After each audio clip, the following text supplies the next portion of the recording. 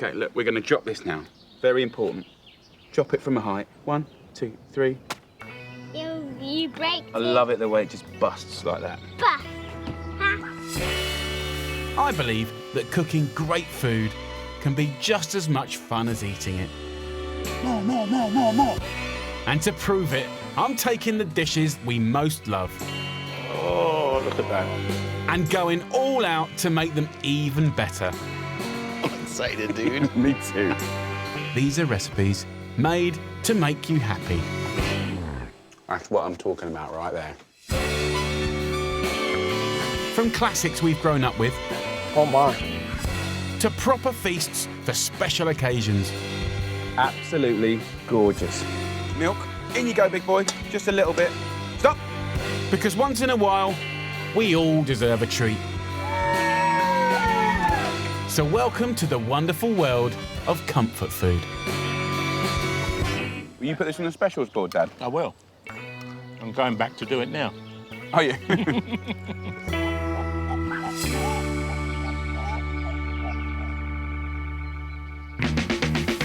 In this show, I'm taking on 4 comfort food classics.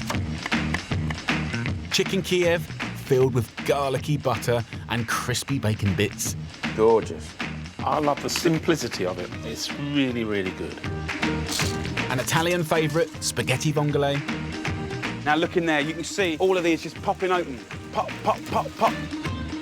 Gado-gado, a crunchy salad from Indonesia with an amazing peanut dressing. What I really love about that is it has the capacity to make everyday veggies that you've got in your local supermarket incredible. And my best ever shepherd's pie made with slow-cooked shoulder of lamb. Just beautiful. Nice big chunks of meat. And I really passionately feel that that is an awesome shepherd's pie.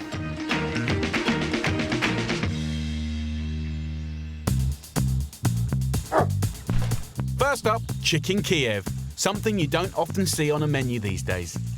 But this delicious dish of chicken breast coated in breadcrumbs and stuffed with garlic butter is a retro treat that I think should be celebrated.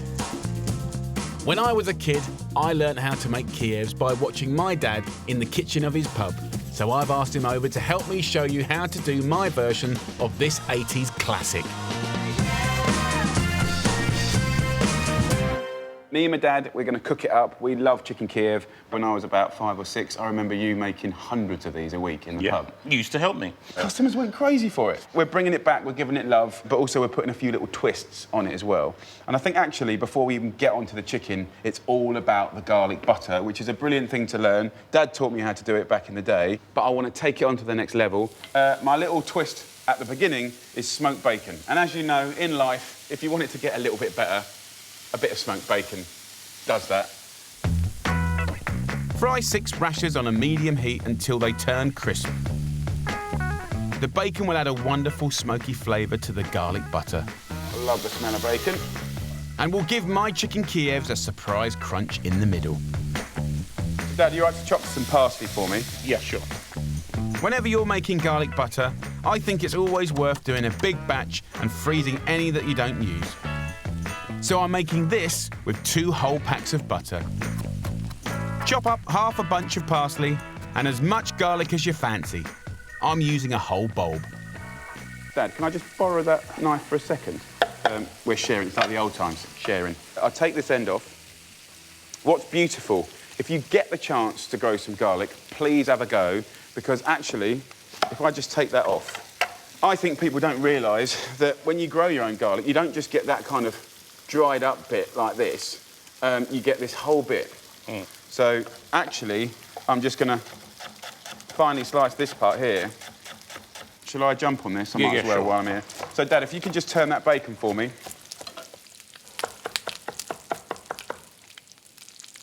One of the things I'm gonna do just to lighten it is a lovely unwaxed lemon. Just a little rub of zest makes a phenomenal difference. And lemon always lifts chicken anyway, doesn't it? It really does.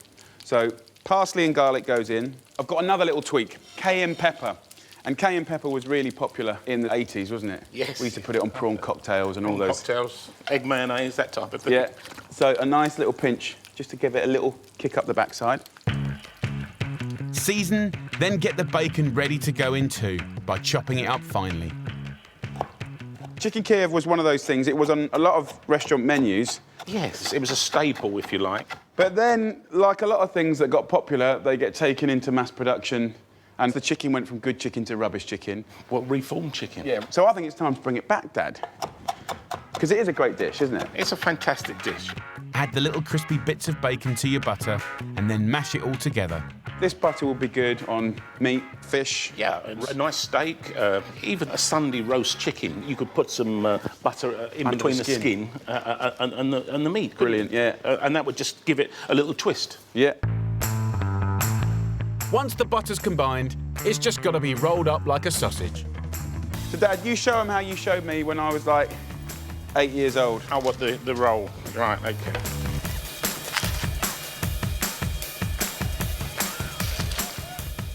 I used to like it because it reminded me of a Christmas cracker. Yeah. And then you get your old man to get one end, And then you and I get the other end.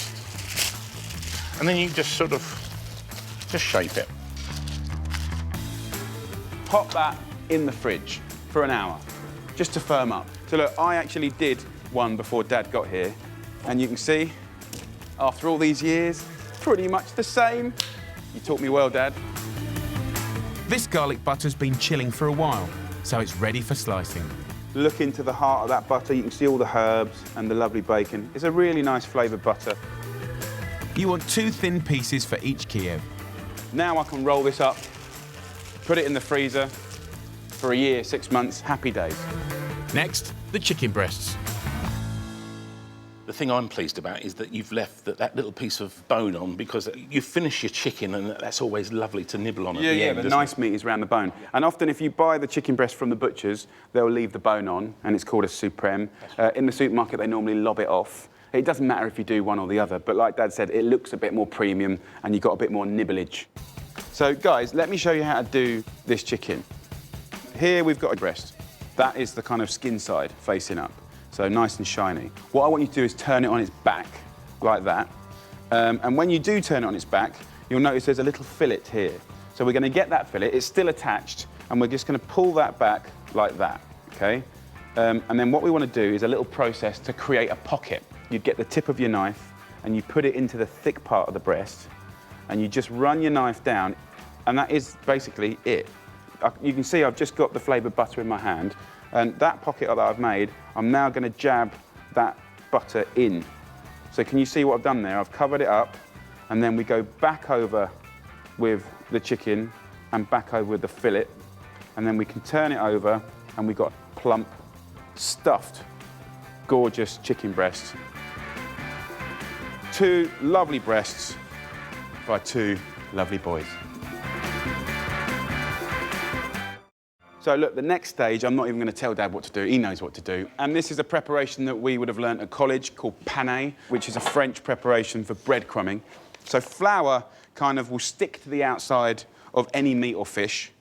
And then the second stage is the egg. A little bit of salt and pepper. Breadcrumbs as well. I wouldn't buy breadcrumbs, just use your old stale bread. Yeah. We're going to go in with the chicken breast and the flour.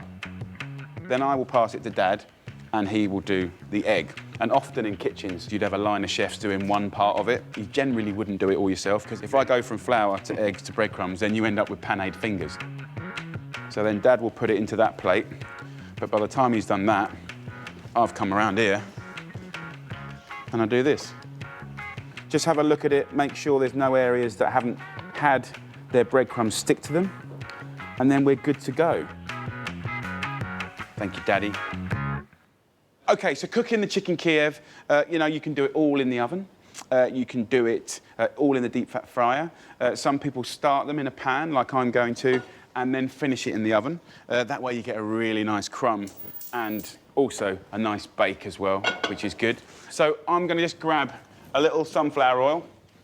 I'm going to put it in my bacon pan. So we're shallow frying, basically.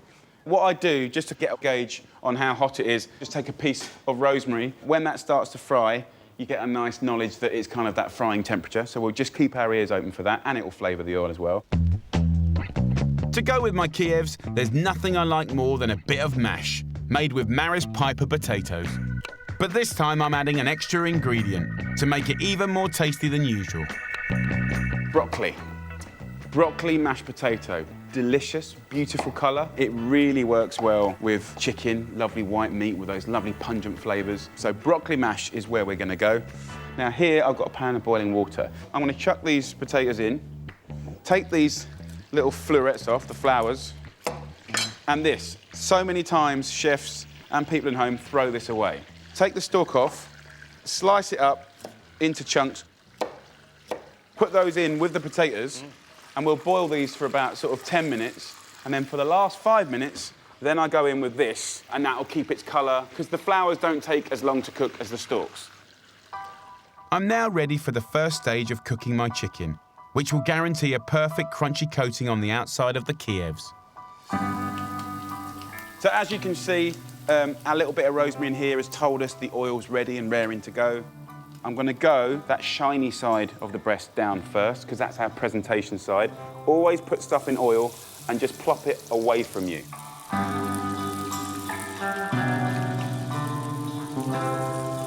So I'm just going to fry that for literally 2 minutes on each side. Let's have a look at this chicken. I've got a good vibe about this. Oh. So look, we've got some nice colour on this chicken. The chicken's about half cooked. It'll go in the oven now for about 10 minutes. At 180 degrees Celsius, which is 350 Fahrenheit. It's a perfect time now to go in with the florets.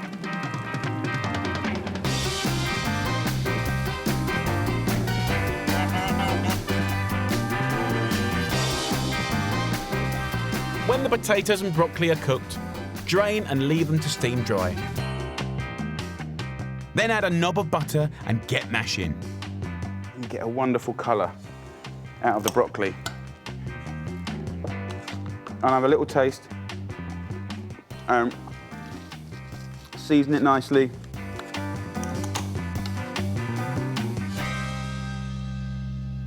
So, Dad, if you may, grab that tea towel and bring out the Kiev. Here we go. Let's have a little look. This one's exploded, this one hasn't. The smell is phenomenal. So what I'll do, Dad, I'll show you how I like to serve it up. A nice big pile of this gorgeous broccoli and potato mash. And I'm just gonna make a rough old pile of that. We might have to do a bit of running tonight, though. Oh, look at that. Oh, look at that. Oh, yes. I quite like a little simple spinach salad with this. And just lemon juice on there, so it's got real cut and attack. Also, the lemon will lift the chicken. Oh, it really, really will. You know, a few bits in and around like this. A little wedge of lemon just to squeeze on top. I love the simplicity of it. There it is. Gorgeous. And that, my friends, is a great, great pub classic. OK, Dad, we've got that really hard bit to do now. The bit that I've been looking forward to. Should we go outside and eat it? Yeah, let's.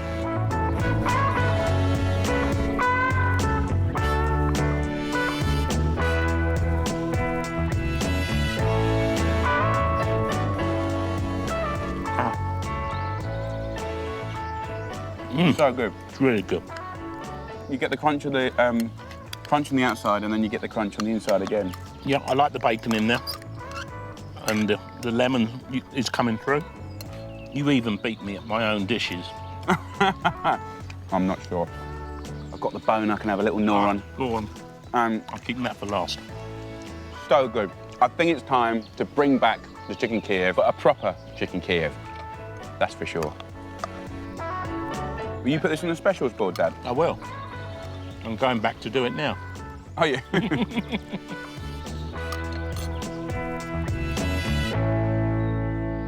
For selected recipes, please go to jamieoliver.com/comfortfood.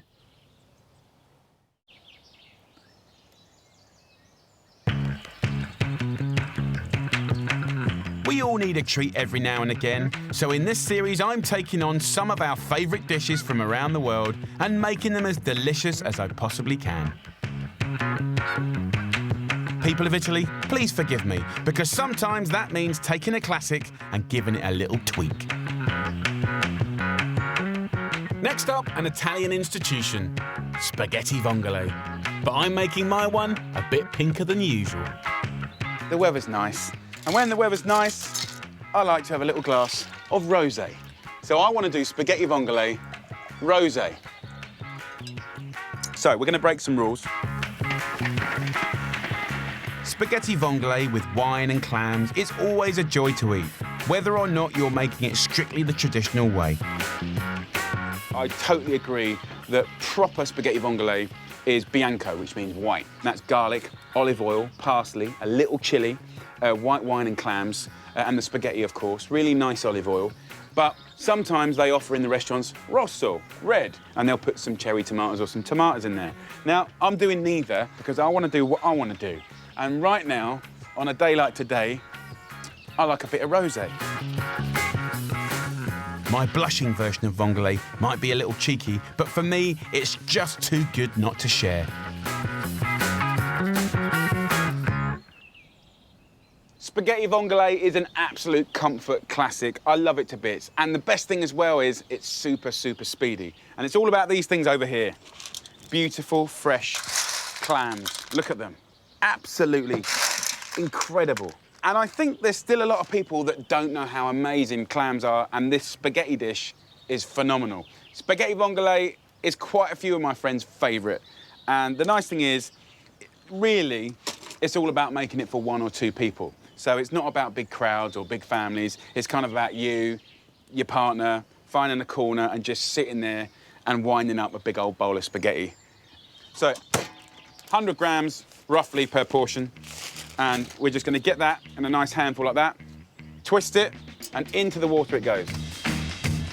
This recipe is so quick, you can prep and make the sauce well within the time it takes to cook the spaghetti. So first things first, it's about a little bit of prep. So the chilli here, I'm just going to finely slice that. You can crumble it if you like. It's a small red chilli, but don't be fooled, guys. This packs a punch.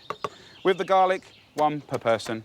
And I quite like to finely slice the garlic, not chop it. And I know it sounds weird, but there is a difference. And then parsley. Now, the leaves, absolutely wonderful. That's what it's about. But actually, the key to a brilliant vongole is that beautiful sweetness from finely sliced stalks. Very, very important. Don't throw it away. Finely slice the stalky end, like that. I'm going to really roughly chop the lovely leafy end there. So that's kind of more garnish. This is to go in the cooking. And then all I'm going to do now is just half or quarter, 3 or 4 cherry tomatoes. For extra colour and flavour, I'm also going to use sun-dried tomato paste.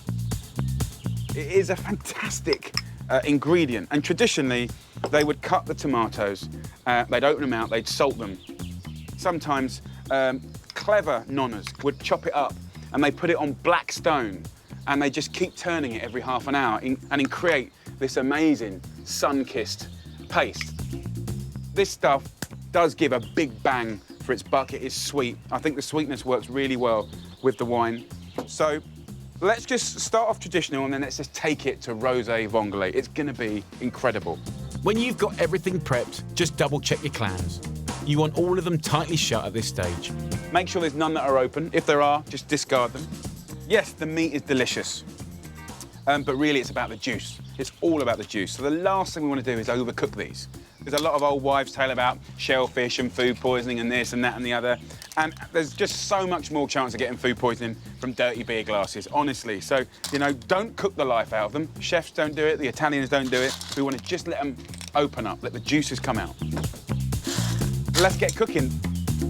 The pasta is officially 4 minutes away, okay? Now, focus. So pan, full whack. We're gonna go in with olive oil.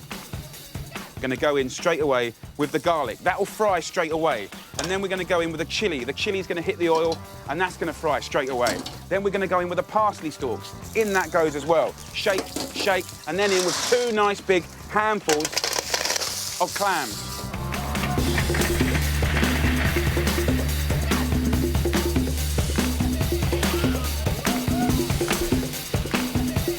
We're going to go in with 1 heaped tablespoon of tomato puree. And again, toss it around. Get all of those clams covered in that beautiful garlic and the lovely tomatoes. And then in with the cherry tomatoes. And the sort of finely chopped parsley. And then, as it's sizzling, some rosé. Just under a glass. Shake it around. It will only take a few minutes for those clams to open, so lid on top. What's going to happen now is the oil and the juices from the clams and the wine are just going to kind of cook together. And you want to get that kind of point where it's not just oil and wine or oil and liquid, it's sort of like a kind of a cream that sort of shines. So we'll have a little look in here. You can see the clams just starting to sort of open. Look at that. Beautiful.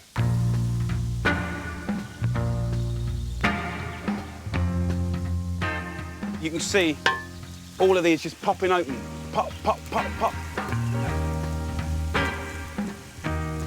And that's what we want, just agitate the pan. It's a really fun dish to do. You know, once you've done that prep, it's all action. When the clams are open and you've got rid of any that aren't, sprinkle over the chopped parsley leaves. And now we simply just drag this pasta, just let it dry off, let the water come off, and then just let it hit that. You want that to suck up the initial juices from that pan. So if you slightly undercook the pasta, that's quite a nice thing because you can just finish off the cooking in the clam juice and really get it tossed up.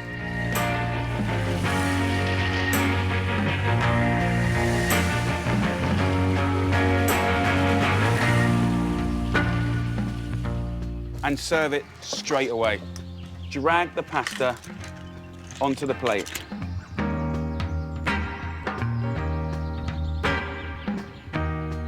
That beautiful mixture of all those flavors.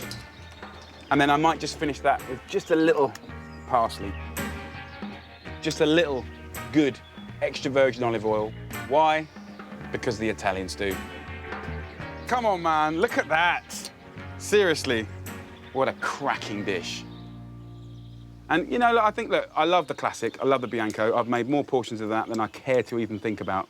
But it's also nice to evolve dishes, take it on a little bit.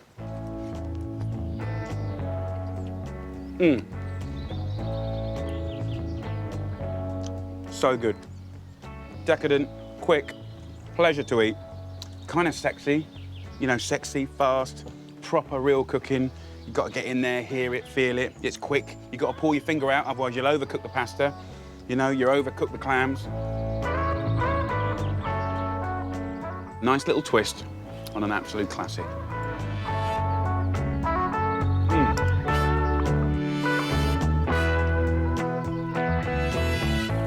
For selected recipes, please go to jamieoliver.com/comfort food.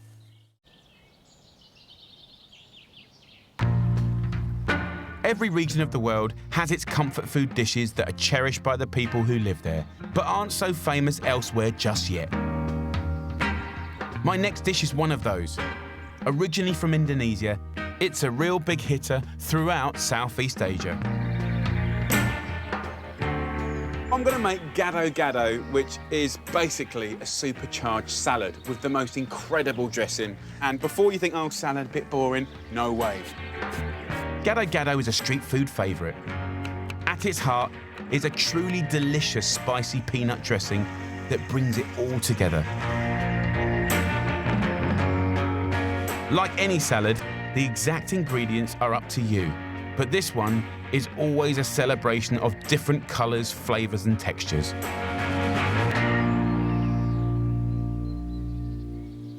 Gado-gado. It's a typical street food where hawkers would have loads of different seasonal ingredients, veggies, you know, crunchy, fragrant herbs, little crispy bits, spices, little crisps, little prawn crackers, a whole nice mixture of stuff. Before I get cracking on the salad itself, I need to make the special gado-gado dressing. We've got 120 grams here of beautiful peanut butter. I'm using the crunchy sort. Then we're going to go in with some garlic. Now, I like to add half a garlic first, just because raw garlic can be a little bit funky. And then we got lime. Normally around 2 limes goes in. Limes are a bit funny. Sometimes they're really juicy, sometimes they're rubbish, so you might need a 3rd one. The whole point of this dressing is it's full of life. You've got that lovely, comforting sort of Moorishness of the peanut butter. And then you've got the lime that's really spanking the flavours up. And then we're balancing with more Indonesian flavours. We've got soy sauce, tablespoon goes in, about a tablespoon of fish sauce, 1 tablespoon of tamarind paste. You can get this in the supermarkets now. And then 50 grams of palm sugar. And this is very important, you know, sweet and sour, the salty from the fish sauce and the soy sauce. It's going to be amazing. I'll put a little swig of olive oil in there. That's beautiful. And then chilli, and you can spice this up as much as you like. I'll go 1 chilli. You can leave the seeds in or take it out, depending on how hot you want it. And then just wazz it up, and you should have a nice thick dressing.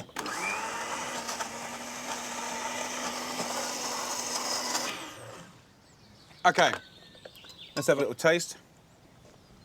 Yeah, really good, super delicious. A completely different texture than a dressing that we're used to. That goes into a nice serving dish. I'm gonna put it right around the edge of this bowl, right up to the edge.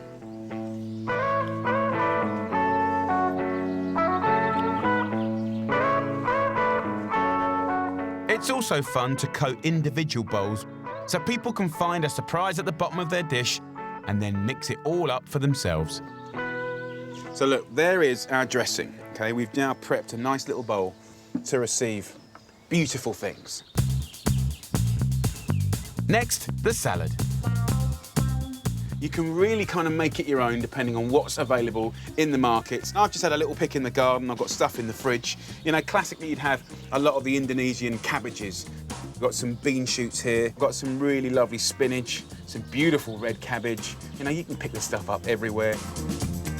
A great gado-gado is as much about textures as it is about flavours. So cooking some ingredients and keeping others raw works really well. I've got some tofu. I still think there's a lot of people that don't understand tofu. They think it's kind of like, you know, a meat substitute, which it's not. It is in its own right a beautiful, beautiful thing. You can cook it and you can get some texture on it. And I'm going to do that to half a little pack here. So I'm going to take that off and just slice it up like that. Just a little bit of sesame oil into a pan. And let's create a little bit of texture. So I'm just going to pop this in. And we can just keep it moving.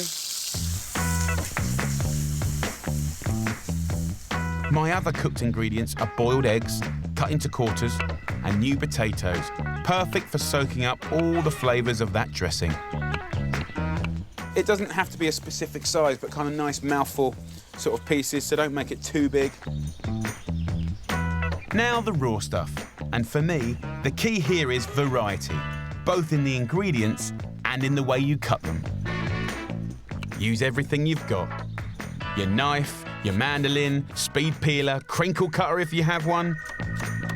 It's all about making each individual element as elegant and appealing as possible. I've got some lovely Chinese cabbage here, and we can shred that up. Tomatoes. Orange tomatoes, and just chunk them up. This lovely red cabbage. Boom. Just use a bit of imagination. Make the mundane exciting. I've got some beetroots that I dug up. how beautiful that is. And the colour. Woo! So nice. What a wonderful way to love your 5 a day, or 6 a day, or 12 a day, or 11 a day. Oh, it's just fun. Salads do not have to be boring. I mean, that in its own right is a thing of beauty. Slices, matchsticks, your little perfect rounds, you know, herbs. So look at this tofu now. It's still very soft in the middle and it's getting crispy on the sides. Nice. Let's do it. Let's serve up. We're just gonna splay this in and around. Clanks of cucumber. Uncooked tofu at the bottom, you know. Again, beautiful, fresh texture. We've got some potatoes, radishes. God, look at these colours, guys. Chinese cabbage and the stalk. Slabs of tomatoes. We've got that lovely spinach, just a wad of that. Boom. The beautiful beetroots, such a joy. You know, it's kind of getting overloaded with stuff now. Last but not least, our tofu. Crunchy tofu. I've got prawn crackers here, and just have the prawn crackers raining on top. And now it's time to toss the gado-gado. And this is kind of what it's all about really now, guys. We just scrape from the sides of the bowl to the middle, and you will see people that don't eat any veg. You will see them scoff veg on a new level because it's so damn tasty. And look, there we go. Everything's mixed up and I'm really excited to try some. And it's just one of those things, probably not like any other dressing, that just makes me want to scoff veg galore. I mean, maybe you've never heard of gado-gado before, but this is a classic comfort food dish of Indonesia. And the Indonesian people love this dish. It's like big, it's massive. It's up there with chicken tikka masala. It's up there with kebabs. I mean, it's their fast food, but it's just a little bit more healthy. Let's have a little try.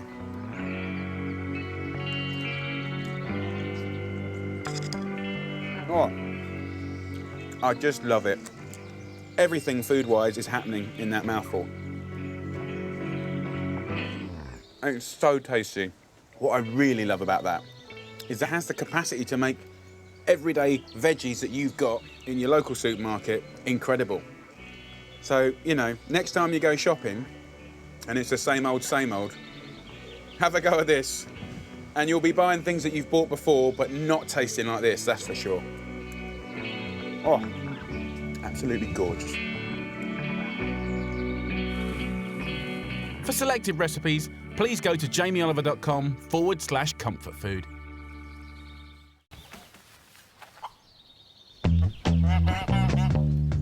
Comfort food, I think, isn't just about making special dishes that taste delicious.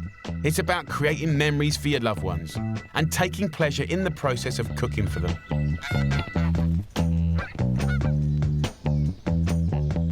My last recipe is for a real family favourite, shepherd's pie. It takes a bit of time to do, but it's worth it, I promise you. For my version, I'm using slow roast lamb instead of mince, and doing something a bit unusual with the mash. Potato on the bottom, the side, and the top. This is a different level, guys. This is a shepherd's pie like you ain't never seen before. First, I'm going to roast the lamb. Now, of course, the original point of this recipe is to use up leftover roast dinner. And of course, you can do that. But this is so good, right? I'm roasting off a shoulder of lamb right here, right now. Very simple. The first bit, just a little olive oil. Gonna rub that all over, like that. I want some salt on both sides for basic seasoning, and some pepper. I'm gonna put it in a high-sided, snug-fitting roasting tray. I've got the greaseproof paper here. Just tuck the lamb in, just so we're protecting it. A little swig of water, just to get the humidity going. Then we begin the journey of the very best shepherd's pie on the planet. You're gonna love it. Roast for 4 hours at 170 degrees Celsius, removing the greaseproof for the final 15 minutes.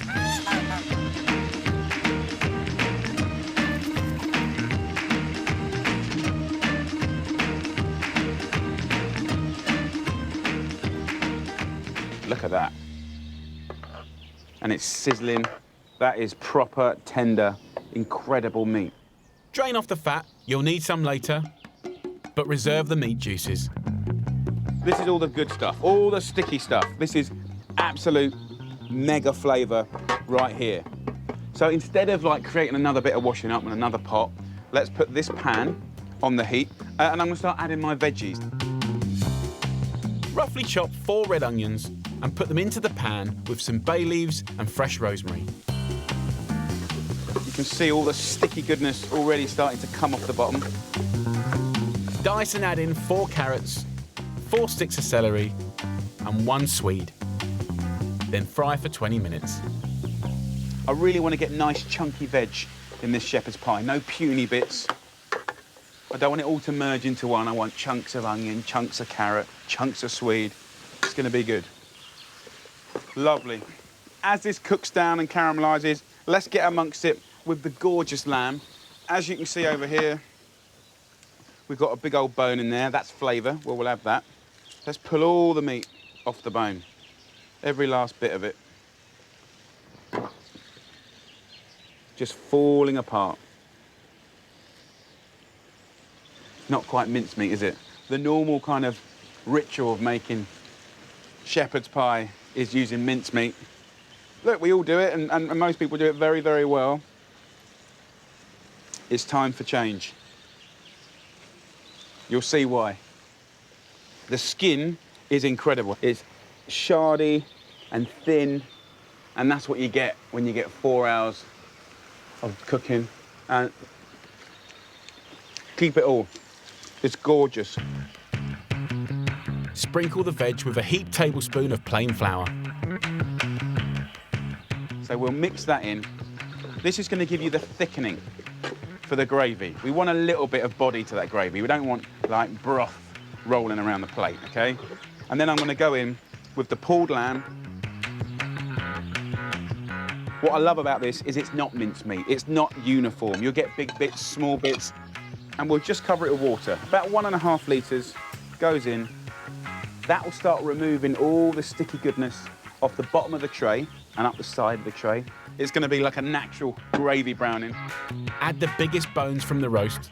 It's good flavour. Get it in there, and we'll remove those later. Then leave the meat and veg to simmer away for about 40 minutes. Last, the mash. Just boil up 2.5 kilos of Maris Piper potatoes and drain when they're cooked. So nice pinch of salt, nice pinch of pepper.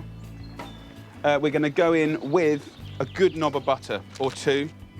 The mashed potato is equally as important as the meat and the juices and the veggies, okay? So get that mash perfect.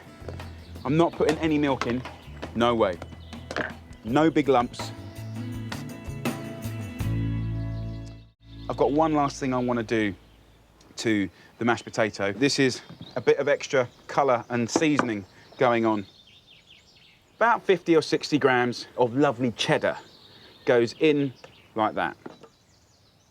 I've been making shepherd's pies for years, but when I tried this new style, it's all about just really intense flavours and this new way of cooking it. When I perfected it, I did it for lunch at home with the family, and like the kids just went feral in a good way. Like Buddy was up on the table, just helping himself to extras, didn't ask, just went and took it. You know, everyone was just like, So I was quite pleased, because for any parent that cooks for their kid, it doesn't always end like that. I knew I was onto a good thing. So, let's do the next bit. Very important. 100 years ago or so, some shepherd's pies used to have mash completely surrounding the filling. So that's what I'm going to do with mine. Make a crispy potato crust. So, dish. I've got the fat here. And I need to pour this into this dish and really rub it all around the bottom and the rim. I want texture and I want flavour. So how am I going to do that? Well, first up on the flavour, I've got some thyme here. I'm just going to take this opportunity to just sprinkle some herb around here. And what's really interesting is as you put that lamb fat around the edge, it goes from being liquid and it solidifies by the chill of the dish. So that's going to keep it all up. Is it worth the hassle? Yes. Does it guarantee extra pleasure? Yes, do it. Next, breadcrumbs. This is what we would do on some really interesting breads to guarantee that crunch, okay? And I want that. I want you to have that. It also soaks up the fat. Now, here's the exciting bit. We need to get pebble dash in. Completely cool the mash, then press into the base of the dish and up the sides so it's around a centimetre thick. It's kind of a little bit like some form of plastering going on here, but it's going to be amazing. And it's kind of childish, and it's a lot of fun to do. It's holding the breadcrumbs and herbs in place.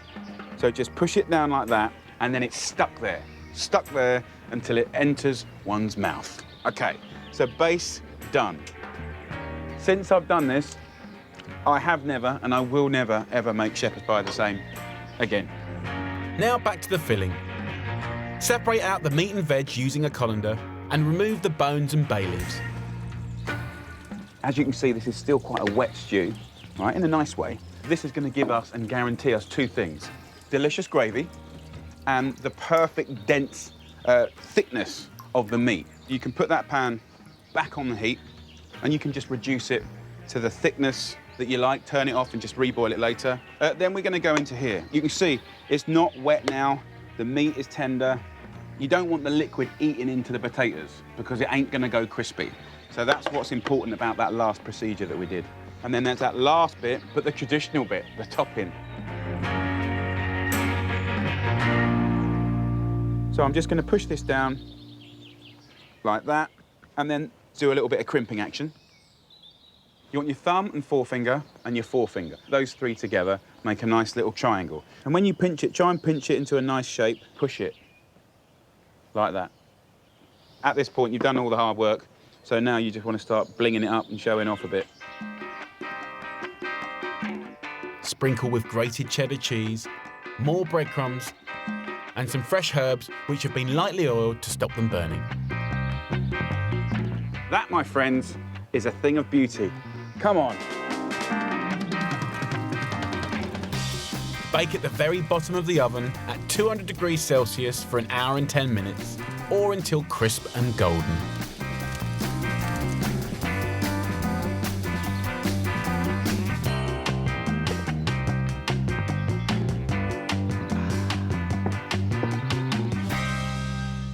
Absolutely gorgeous.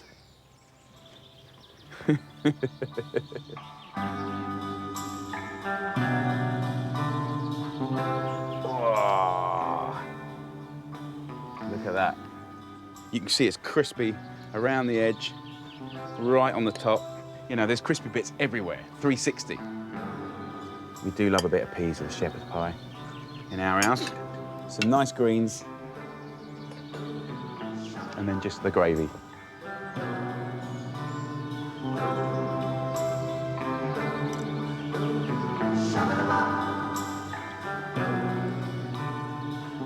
Just beautiful. Nice big chunks of meat. And I really passionately feel that that is an awesome shepherd's pie.